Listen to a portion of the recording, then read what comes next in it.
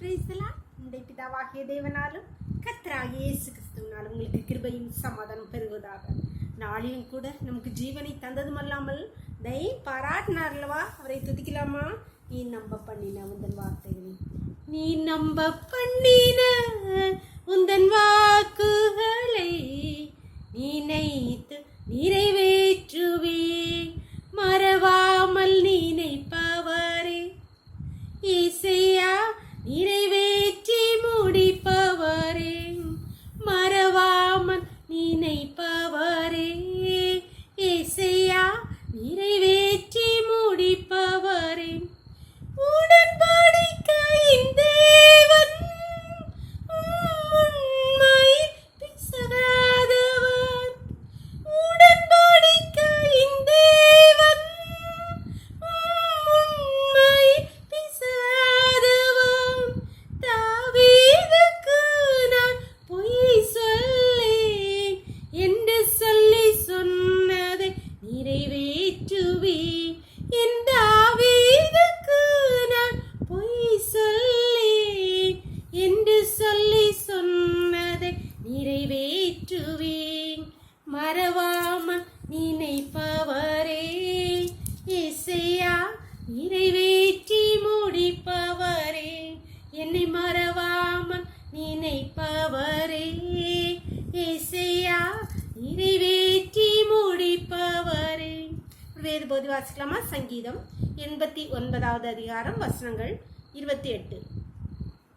நான் தாவீதை எனக்கு முதற் பேரானவனும் பூமியின் ராஜாக்களை பார்க்கிலும் மகா உயர்ந்தவனும் ஆக்குவேன்.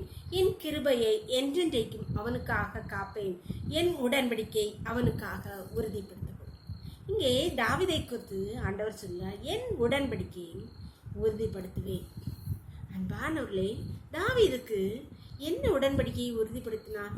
தாவீதோடு சொன்னார், உன் சந்ததி பூமி உலகமும் இருக்கும், உன் ராஜ்யபாரம் என்றென்றும் நிலைத்திருக்கும் என்று சொன்னார். உனக்கு ஒரு வீட்டை கட்டுவேன், பிள்ளைகளை அப்படி செய்வேன். அதற்கு காரணம் என்ன?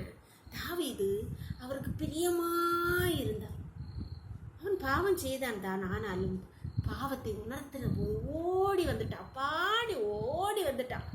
அதனாலதான் கர்த்தர் அவன் மேல் ரொம்பவும் பிரியமா இருந்தார். அவன் எந்த சூழ்நிலையிலும் அதன் பிறகு அவரை விட்டு பின்வாங்கவே இல்லை.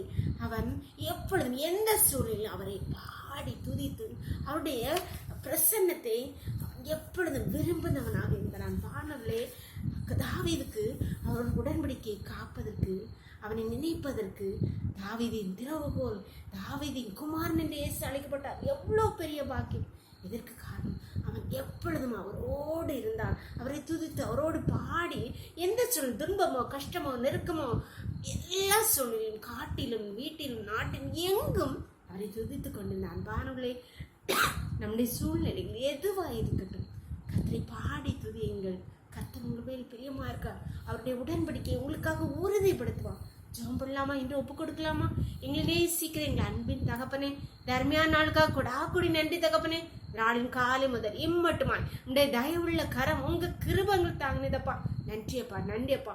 இப்பொழுதும் கர்த்தாவே தங்களை அப்பா தாவீதை போல மோடு நெருங்கி உறவாடுமே பாடி துதிக்க, எல்லா சூழ்நிலைகளும் பாடி துதிக்க யாரெல்லாம் தங்களை ஒப்பு கொடுக்குறாங்கப்பா, அவர்களுக்காக நீங்க உடன்படிக்கை உறுதிப்படுத்துவீங்கப்பா. அவளுக்காக உங்களுடைய உடன்படிக்கை உறுதிப்படுத்துங்க தகப்பனே. அவளை உயர்ந்த மேட்டின் மேல் கண்ணின் மேல் நிறுத்துவீராக. உங்களுடைய கருத்துக்கு ஒவ்வொருவரையும் தாழ்த்தி தருவீங்க. இரவுகளை மூடி மறைச்சுக்கோங்கப்பா. சகல துதியும் கனமும் வல்லமையும் பலனும் ஞானம் தேவாதி தேவன் ஒருவருக்கே செலுத்துகிறோம். இயேசுவின் மூலம் ஜெபங்கள் நல்ல தந்தையே, ஆமென். God bless you. கர்த்தர் உங்களை ஆசீர்வதிப்பாராக.